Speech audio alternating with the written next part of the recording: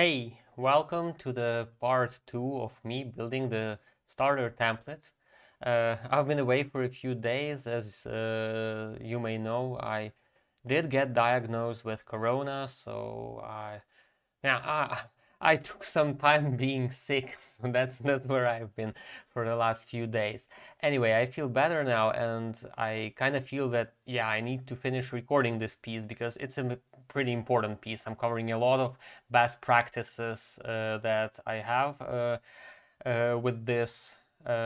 Also, one big step closer to launching the blog. I finally came up with a way to generate thumbnails. Guess what? That's what was stopping me all this time, all along. I want to have a blog, yeah, and I want to have thumbnails for each of the articles because otherwise the template that I bought for this blog just simply doesn't work without any images. But the problem is that I hate using stock photos like Unsplash, etc. It's just noise. There's no signal, just noise, some random images. And I really suck at drawing illustrations, so that's also not an option. So I was looking for some simple system to generate thumbnails for different topics, for different categories of posts, and finally came up with something that I'm somewhat happy with. So yeah, after these videos are recorded, it's very probable that the blog will finally launch. But okay, let's see about that. Um, I'm positive. I'm positive about things that are yet to come. Okay, back to our template. And honestly, I kind of forgot where we finished off. So I see I created some simple tables. And if I remember correctly, in the I was in the middle of creating DB flows and creating these user-specific filters, user-specific. Yeah, I just explained why I had this table separate from the employees table and why I'm using the employees table and not the the people column.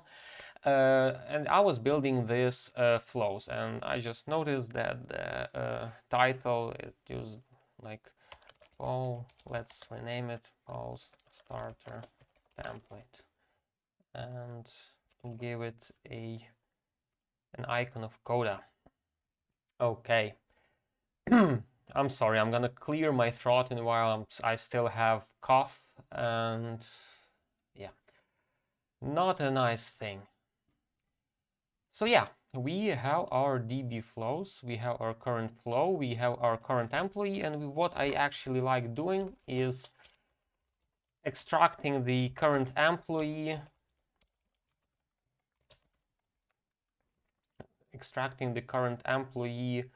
uh, why does it output a list of rows? Oh yeah, filter if blank no user first. I forgot a very important thing. If I'm not using filter dot first, even if the filter returns, and I might have explained this already, but it never hurts to reiterate on this very important thing. Filter returns a list of rows. So even though we have something that says here if blank then return something, um, in the end we end up with a list of rows, not just one row, because filter always returns a list, even if it's just a list with one value. So we need to unwrap it like here, either first here, or we can use first here, doesn't matter. If we don't have a flow, it works just fine. And now we can see already that current flow is just one row, not a collection of rows, otherwise the icon would have been different. And we read current employee from here and name this named formula current employee. So that's the two variables that we're gonna use instead of the user because we want to be consistent in our system. So if I'm an admin and I'm browsing as a different employee and I'm making some actions as that employee, of course the user function will not return me a different person, right? So the user function will always return me the people entry for the person currently looking at the dog. But if we do this with this extra steps, and let's say I'm an admin and I'm currently working as Michael, so the current employee is Michael, and whenever let's say I create a task or I mark a task done and I record and I keep track of who checked the task off, it's gonna say that Michael checked the task off because like I'm an admin, I'm doing admin things.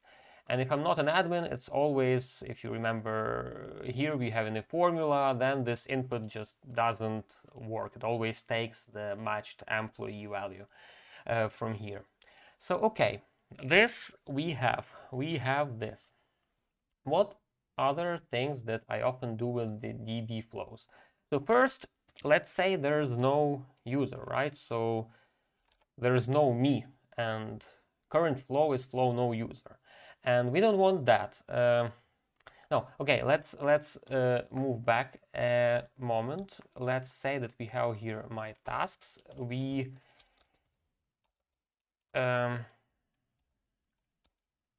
import a view of DB flows. So let's say it's my task controls, and of course we set a filter to only show the current. This row equals current flow. So we don't have to match like for user. We could have done this like coda user equals user, or this won't work if we don't have a row there. But we already have the reference current flow, which links to either of these rows. So all we have to do in this filter is to match if this only for where this row matches current flow, show the row for that user. So let's say if it were, is this doc shared? Yeah, this doc is shared. Let me just maybe very quickly open the same doc in another Chrome. Just a moment. Sign in with Google.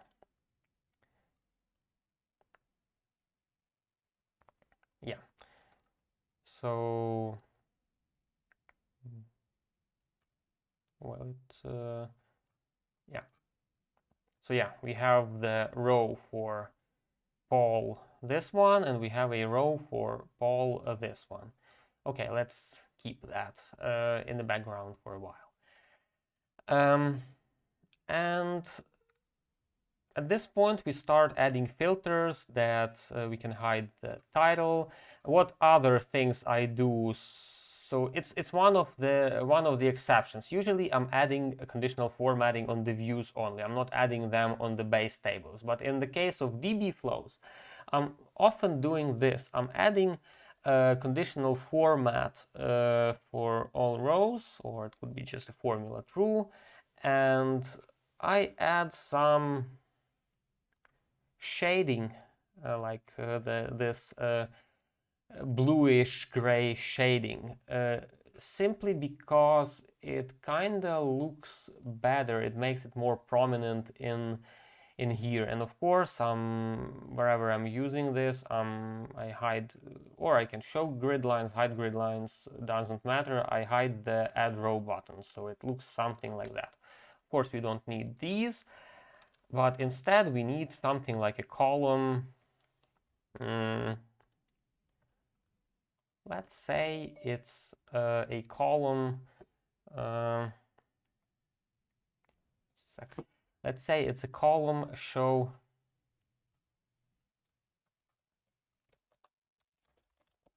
done. So shall we look at the tasks that are done? We have some filters here. We don't add filter. Remember, we don't add filters in here. We are. It's our responsibility as a doc builder to set up the filters in such fashion that we can surface controls for end users. End users who are gonna log into this doc and work with this doc never have to go into any table settings. So ideally pages are locked for all changes except the data changes, pushing buttons, adding rows, or changing values. Ideally end users never have to look into sorting. You have to surface controls for that. And if you remember, I had a community trick on how to surface a control for sorting and grouping, how to work around that. Um, I can link to that in a moment. So yeah, let's say it's community. We have the user specific filters, and there was this ah, and there was this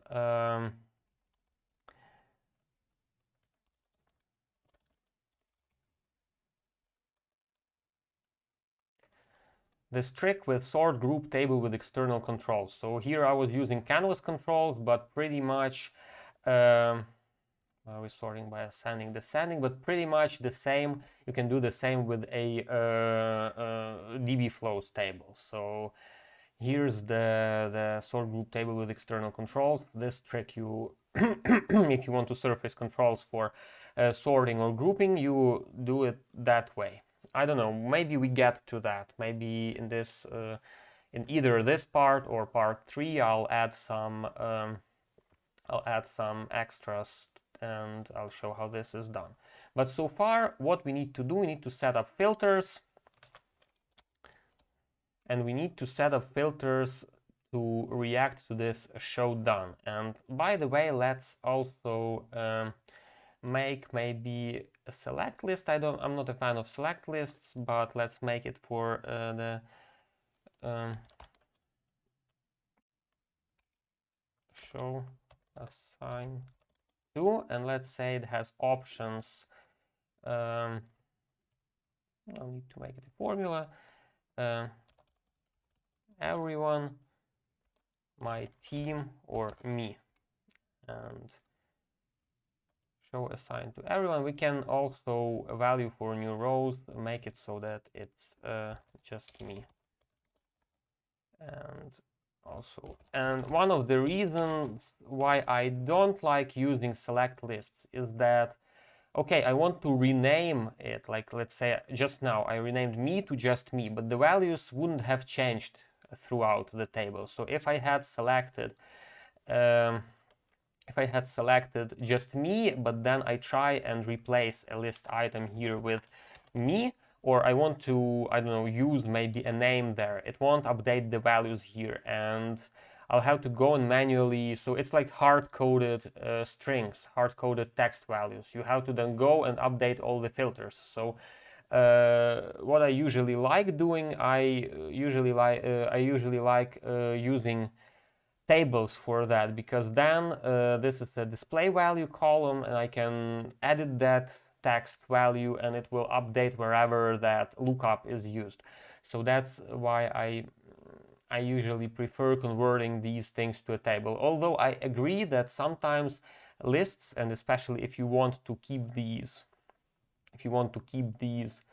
um, like simple and you don't see that you make many changes to this list, well, this looks cleaner. If it's just a text value, it doesn't have this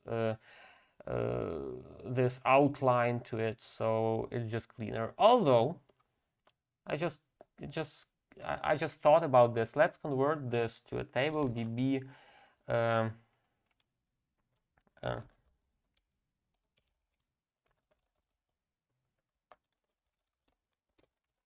assigned filter types, and I make it in a new page, and it's somewhere in, I don't know, and I make a new page, and I don't know, am I running out of the objects yet? Because I think I'm using a free plan for this template.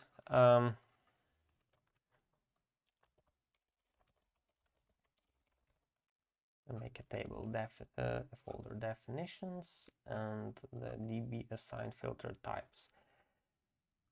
And yeah, it's a small table, right table. And yeah, now what I can do actually, first I think I can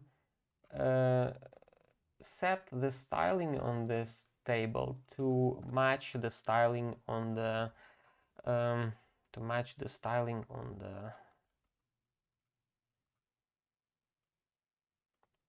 yeah, now you don't have that outline. It looks just as text, but you have the benefit of you can go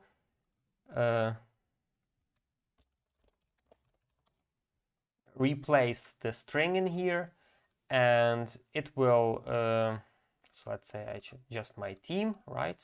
Something just my team. But if I go and replace it to my team, it voila, it shows you it updates and matching against. We are not going to match against strings anymore. We are going to match against row references which are stable. So just one also fun fact that I can implement here. I'm just stalling, I guess, but I can do something like so it's a, let's say it's a handle and it's a label.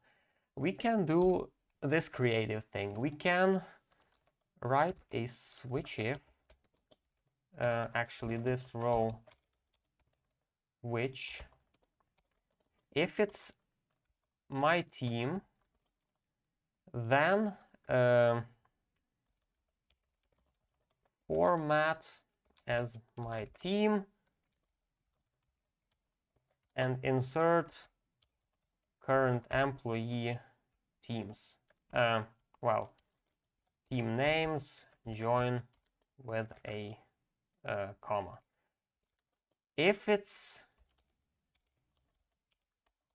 just me, then format just me and also insert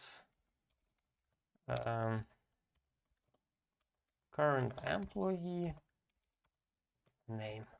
Otherwise, this row handle. So what we have here, this is now and I can actually set it as a display column. Right now this here reflects my current user, and for okay, probably here I'm looking as Virginie and here I'm looking as Virginie. So let's say here I'm looking as Jonathan, and here what I'm gonna show you, this is how you have these personalized labels. So this is just one fun trick, is that for me on the left I'm looking as Jonathan from engineering. The labels that are used as lookup values, it's reading from current employee in this context, in the context of this window. And here for another user, we have options. So it's the same three rows from the same lookups, 3 rows from the same table. But labels are dynamic for one person and for another person. For each person looking at the doc, the labels are dynamic because these are taken from this display column. It's reading from a volatile field. And when you depend on a volatile field, and what's volatile? Volatile things are things that don't get saved to the doc. These are things that only exist within a browser. So there's 3 volatile things. It's now, today, and user, and perhaps something else which I don't know about. But these 3 things are the ones that don't get saved to the doc. So whenever we have a formula, like perhaps here, that's dependent on the user, this means that this formula is not, its value, it's not stored to the doc. It's evaluated for each person who's looking at the doc at the time that person opens the dock or something changes. So that's volatile formulas for you. And when a formula depends on a volatile function, it becomes volatile itself. So everything that depends now on current flow, or everything that depends now on um, current employee depends on current flow. So current employee is also volatile now. Current flow is volatile, and this label here also depends on current employee, so it's also volatile. So that's how you get these different things. So if you look into the DB flows, you may see that here it says engineering, Jonathan engineering, but if we look in the context of this window, it will say, so these are absolutely the same values. I changed now to everyone, sales, Virginie, but the labels are volatile. They are calculated in the browser and are not stored back to the dock as labels. So that's a neat trick for you. That's how you can make more personalized experiences using this concept of volatile values. Anyway, we can keep that. It's actually, I'm not doing this for clients usually because it's an eye candy. It's something that's nice to talk about, to show that this is a fun capability of Coda. But if it just says just me and my team, would have worked just as well. Okay, back to our filters.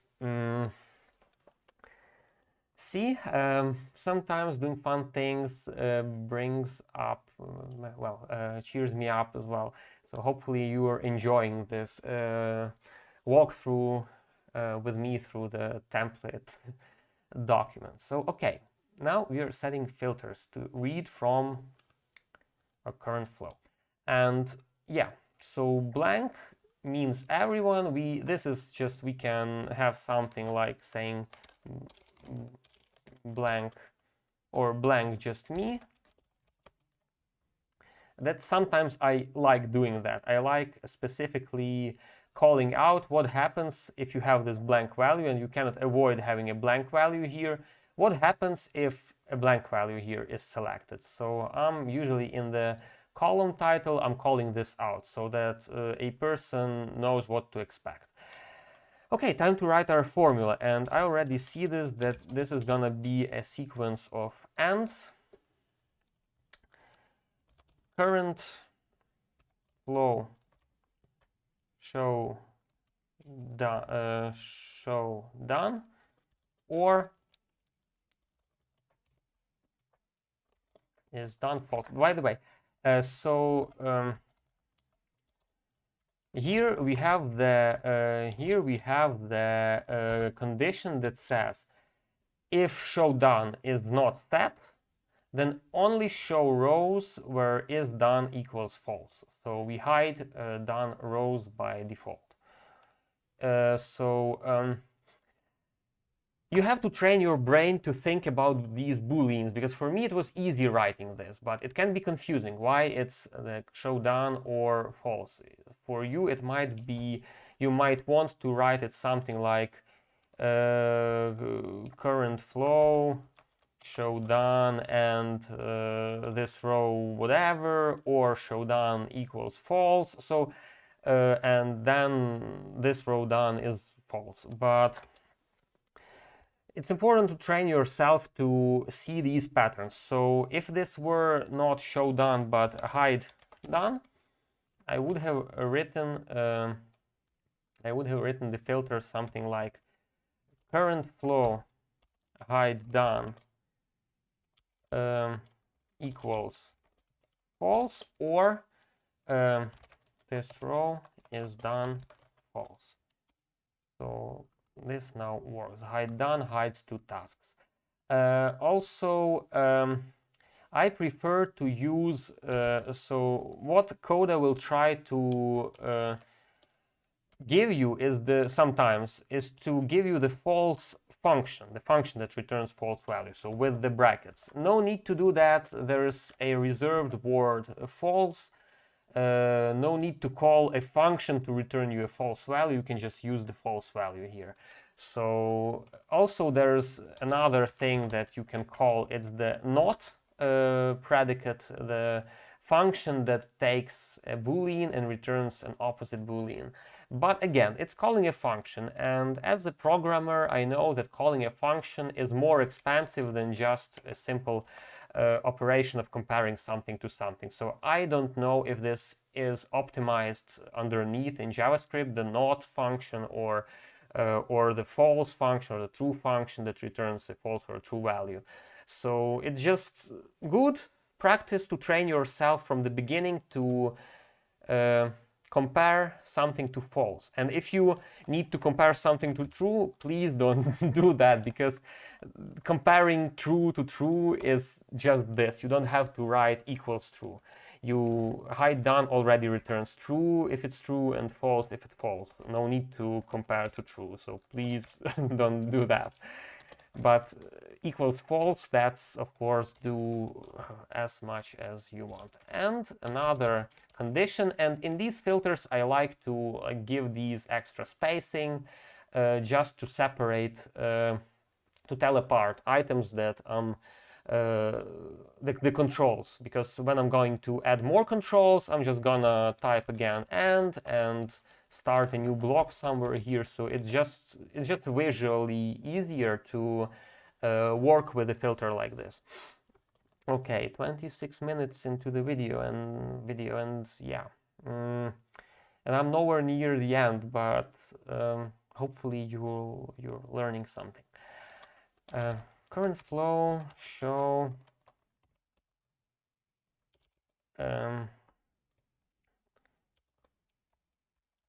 equals just me. No. If we have multiple conditions that end up to only filter for just me, let's use them in the very end. So let's have something current flow shown assigned to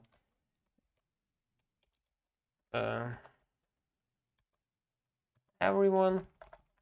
So then we don't filter here for anything. So there's nothing.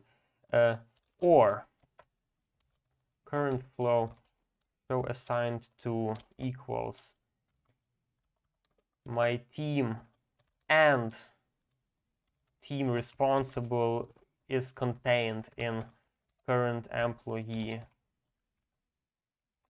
teams, or the other two options that are left is just me or the blank value. So no need to check current flow show assigned to for that, or assigned to equals current employee. So that's our condition, and it says extra parenthesis found, and yeah. So that's our condition. Everyone works, just me works. My team doesn't work. Why is that?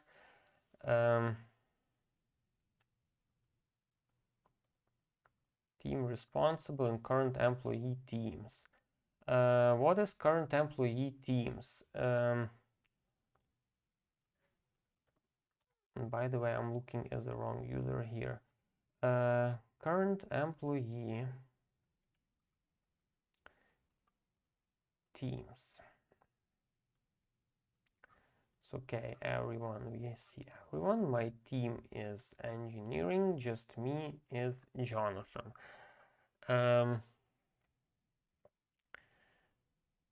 Why is Virginie getting team is engineering? If I have another for engineering, we have two tasks for engineering, right? And just me, it's just one task for Jonathan. And if I change this to Jonathan, just me is gonna show only tasks for Jonathan. Why is this acting up for Virginie? So team responsible here is blank, but we say that Virginie. So what teams does Virginie have? Let's inspect that.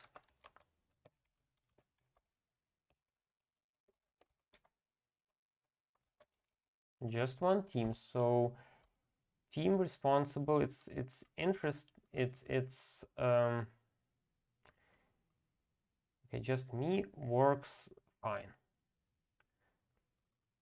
Let's say I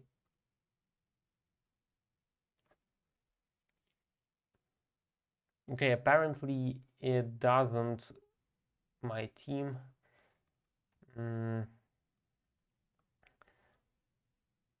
Okay. If this is set to everyone, or my team and this row team responsible in current employee team. So why does this act up? The current employee, what is our current employee teams?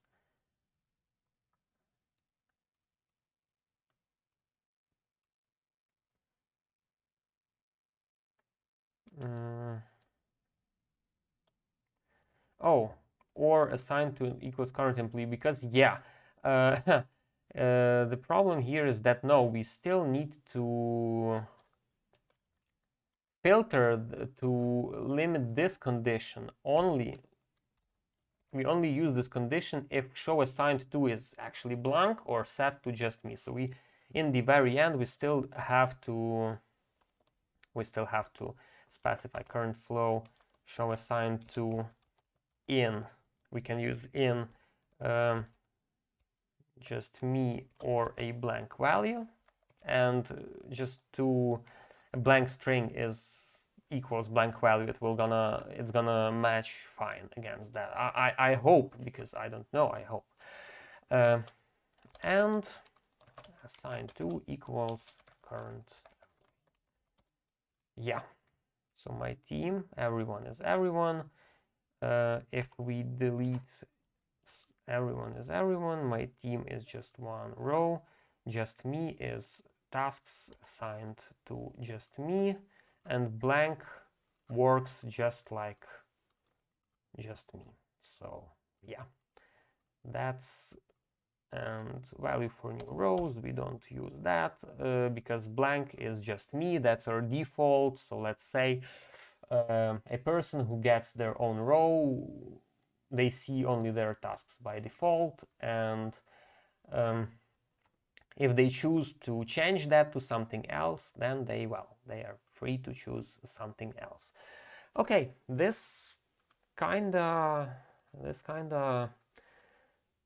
works. So we have our filter column, and we may or may not add some sorting, or well, we may do this later, actually. Okay, let's imagine that, okay, right now I'm looking as this row, and let's say there is no user for this row. So I'm given already a, oh wow, yeah, yeah, it breaks because there's no current employee. So the label here is oh yeah, let's fix that, because this is bad as well. So current employee, there is no current employee, right? And we don't have any fake employee to read from. So we are stuck with labels. So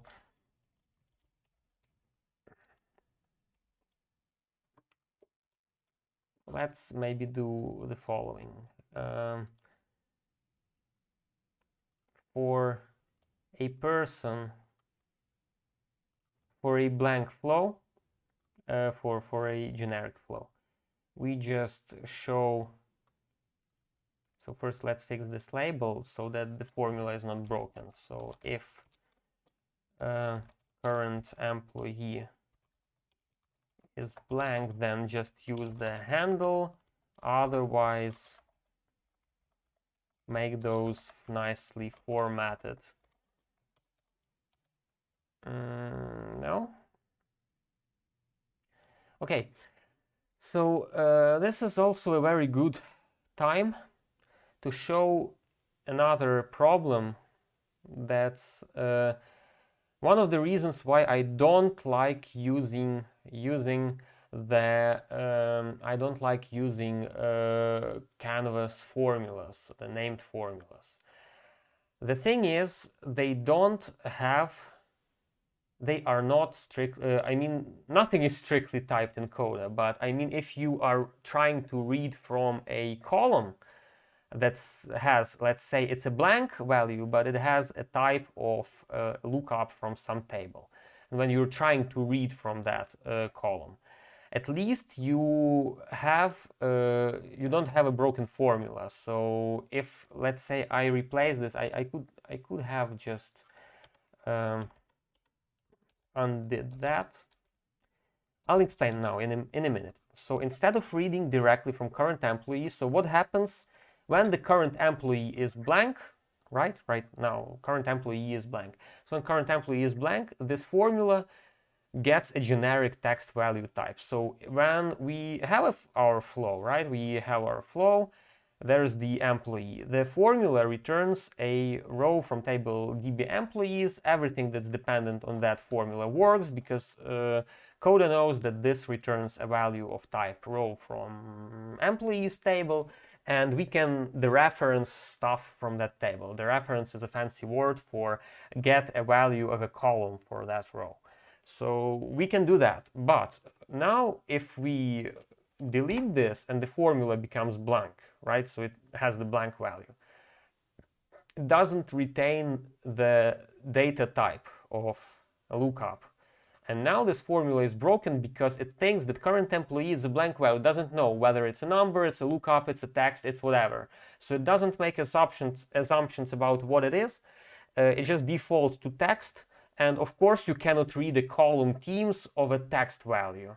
So what you have to do, so that's one of the reasons why you should be very, very, very, very accurate, very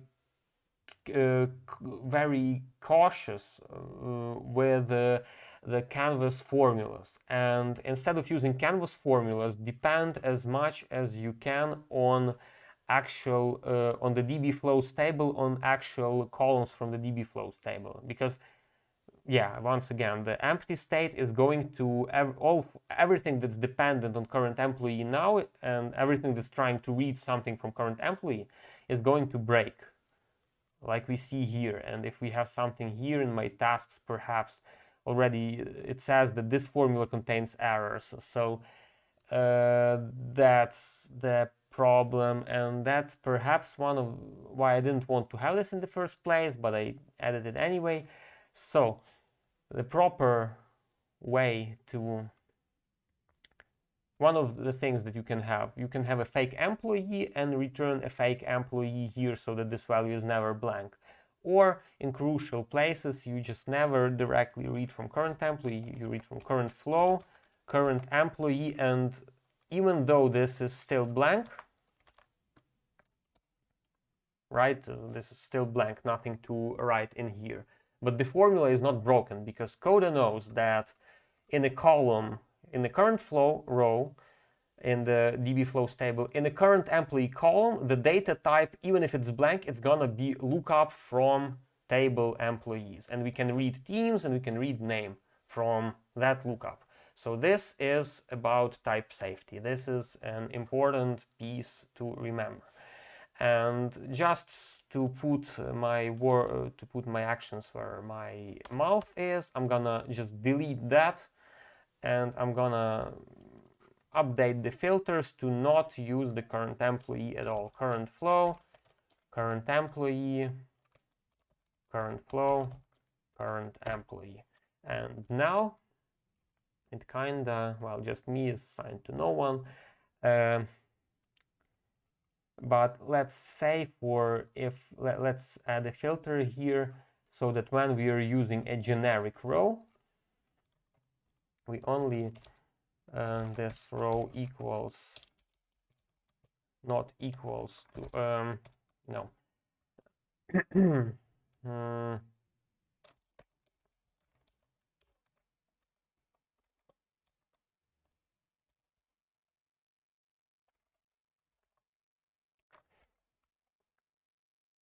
if this row equals to no user, then we only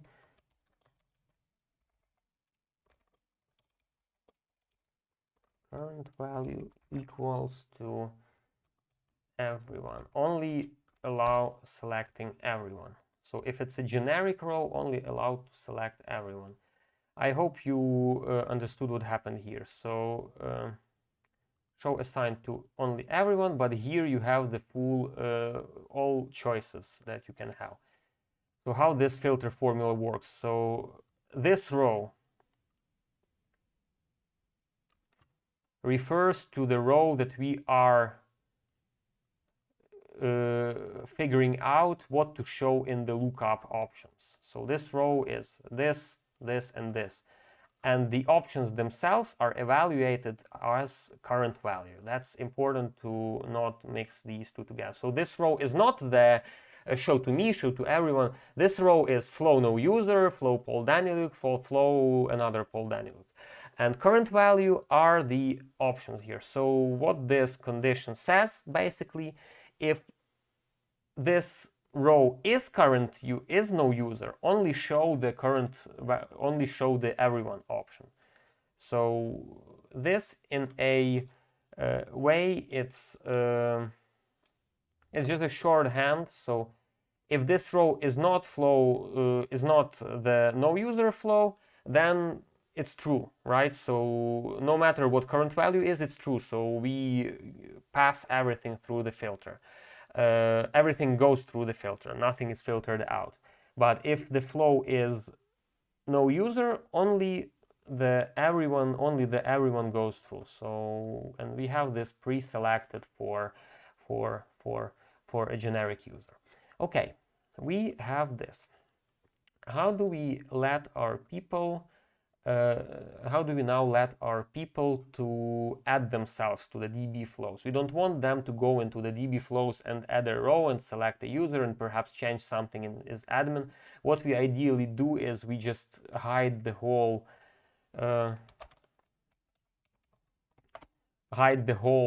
table from everyone who's not an admin, so that people, when they come to this table, they don't see anything. And we also lock this section so that they cannot change anything, and only give access to actual doc admins or whoever to go into this page to tweak the checkbox, the is admin checkboxes and whatnot.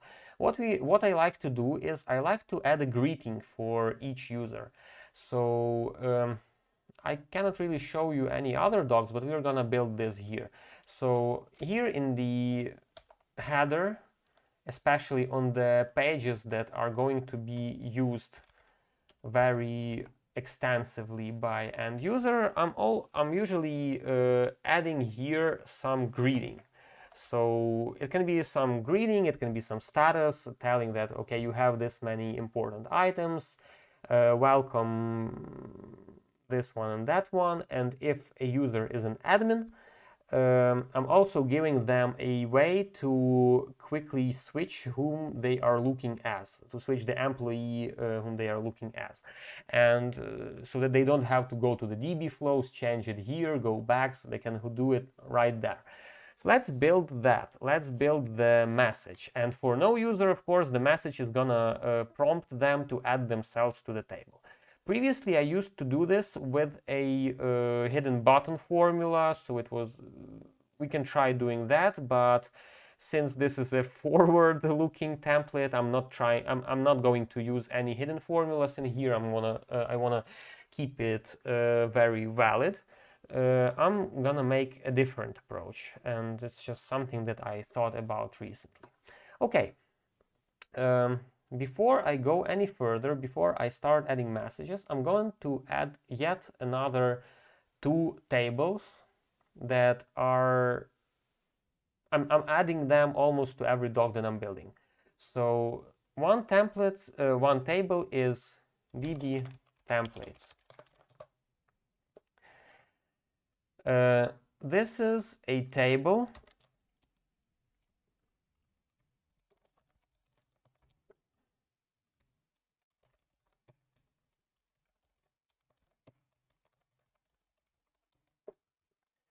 This is a table where I put strings to use for the format function. So maybe if you're if you're my patron, you've seen a video about using, or it's the first video about expressions.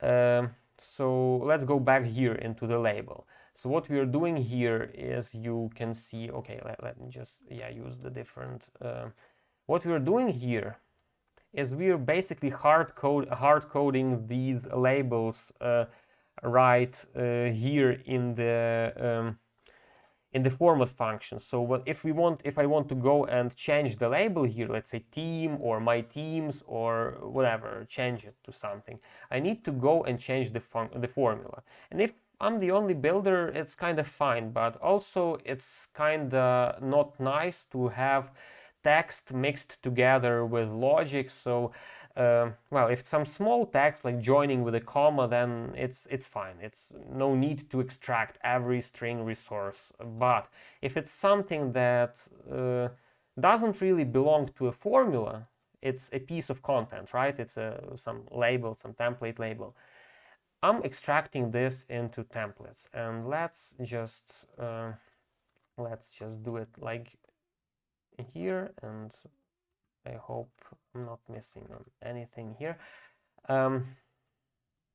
So we have our DB templates, and the handle is, let's say it's an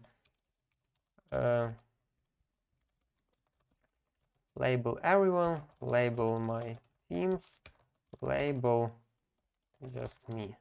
And the templates are gonna be my themes. And sometimes I also like, just for my own reference, to add a description saying that team names joined with a comma, or just have a something like that. To name my parameters, I mean, just for my reference, so that I know uh,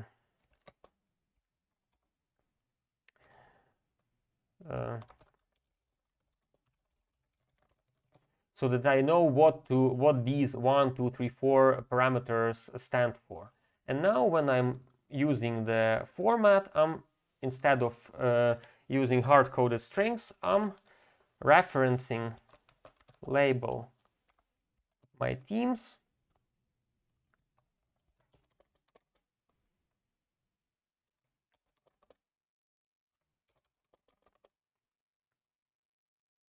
and here I'm using format. I'm referencing the label just me, the first parameter, so I can't really hover on it, but I can do something like that. And in the end, instead of this row handle, I'm also referencing a label everyone. Oh, and I forgot to actually, yeah, read just me format, just me dot template, and label my themes template, of course, because we need this value, not the whole row. And that's how, if I want to, instead of everyone, I change to every soul, the label is, we don't have to change the formula to change the labels. So yeah, in a way, I'm extracting my themes or my team or whatever. In a way, I'm extracting these string resources into a separate table, the DB templates. And this right now doesn't look like a lot, but it's a great place to later add more labels. Let me just very quickly show you. So let me just very quickly show you a doc, one of the client docs that I've been working on, only that how this kind of templates table looks there.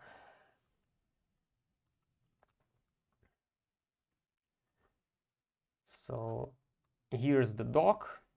here's the DB templates. So we have, yeah, the DB constants is one thing that I'm gonna show you, and here's the DB templates. Uh, of course, there's always the something's not right, please contact Paul. It's the first template that I ever add because I use it whenever I need to show any error because, yeah, guess what? But yeah, so this is, okay, here I don't have the 1, 2, 3, 4, I don't have the descriptions. But I have these labels with emojis. I'm using tabs to keep this centered. So all these things are used throughout the system as button labels. I started adding these when there still there were no icons for buttons.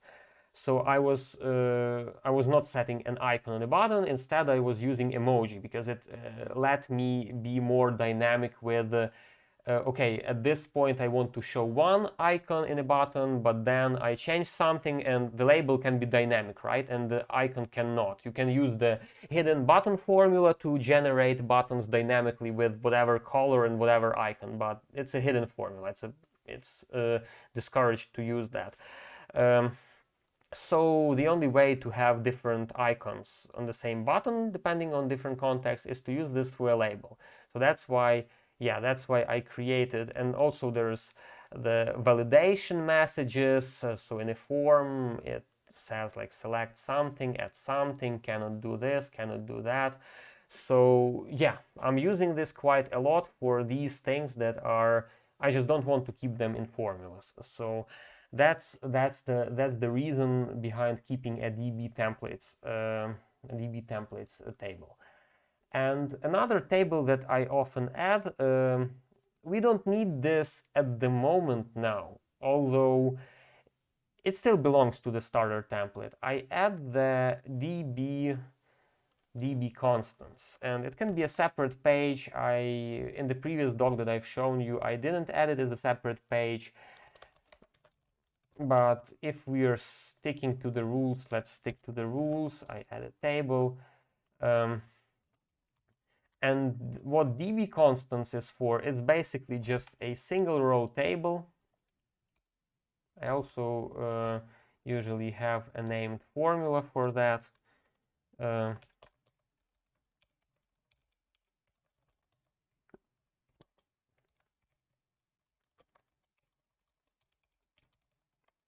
And the reason why I'm not simply using the at reference here is that the formula is going to return the at reference to the link if I keep that. So I'm using just DB constants first.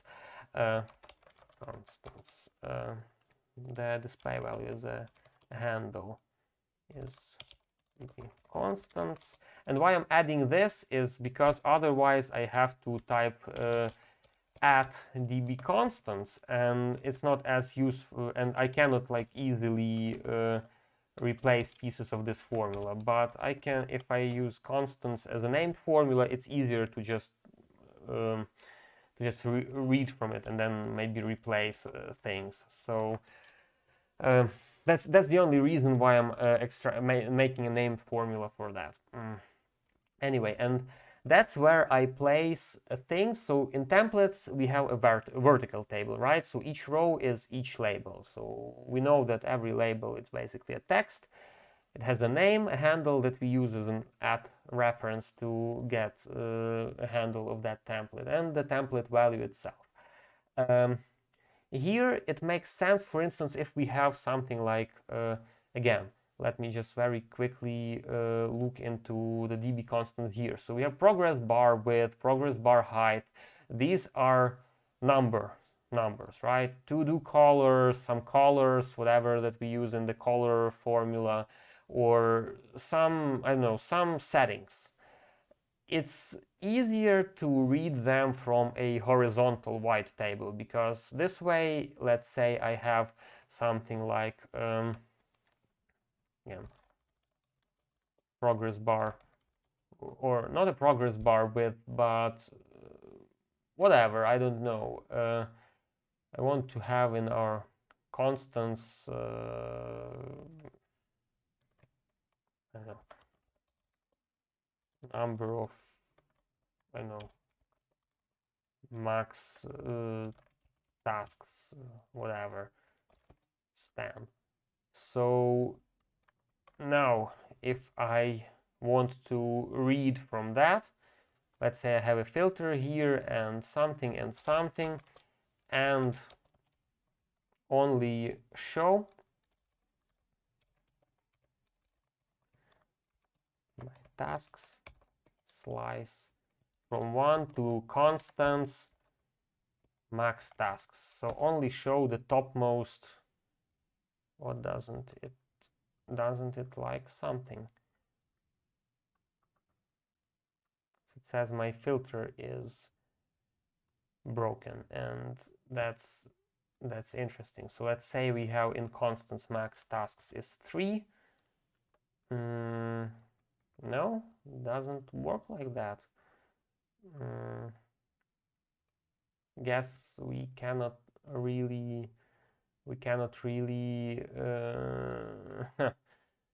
guess we cannot really make self-references here to the, but whatever. So just for the sake of well, we can have another view that's only filtered for all the same criteria, and then additionally filter this view by, it's not important for this tutorial, it's just so that I show that, let's say, my tasks, my top tasks, and I can set a filter here to read from this row in my tasks slice from the first one to the constants max tasks, so only the first 3 rows. And if I now go into the db constants and I say max tasks is 2, it's now recalculated to only show the 2 topmost tasks. And if I say max tasks is 20, it's now going to show all, well, up to 20 tasks. So it's just that's not something that we're gonna keep in this doc. That's just to show you what you can do with it and how you can use constants. Normally you want to keep some colors in here, some progress bar settings, some chart settings, maybe some SVG graphics settings. So something that you can easily reference by typing constants and then a column name. And you have your value with a proper type, and that's column 3 value for that matter. So that's how you that's another table that if you need to have it, you can have it, and you can use it to store constants in this very wide way. Okay, there's 2 minutes for me left until this video is exactly an hour. So what I'm gonna still do in this, can I do, yeah, I'm just gonna keep rolling, right? Anyway, it's not like I've done the whole doc in an hour. It's already the second part. Okay, so I want to get to finish, and by the way, how are we faring with our doc size? We are halfway, so we have 15 pages. Again, if you're very tight on your pages, you don't have to, like, you can save up some pages, you can remove the folders, you can put tables together even, but I don't recommend doing that, because this is just postponing the inevitable. You'll run into the limit anyway if you are serious about Coda and you are looking for building out. So just take my advice and keep everything nice and structured, even though it comes at the expense of more objects or more objects use, or the doc size, or whatever. Just upgrade to a paid plan. Again, if you're serious about using Coda. And if you're not serious about using Coda, if you're not looking to build docs to last, you just need, I don't know, some simple docs with a table or two to play around, then maybe you don't have to follow these rules at all. It's just easier to just spin some tables, everything in 1 page, 2 pages. No need to bother about keeping a master or base tables in a separate part of the doc as the views. You just do your thing. Well, you don't have to worry about that. But if you are considering building with structure, building with the future, right, in mind, to make the doc work for you for a while, maybe for a year, for a few years, then it's just worth upgrading and keeping all the nice practices, all the nice structuring of the doc.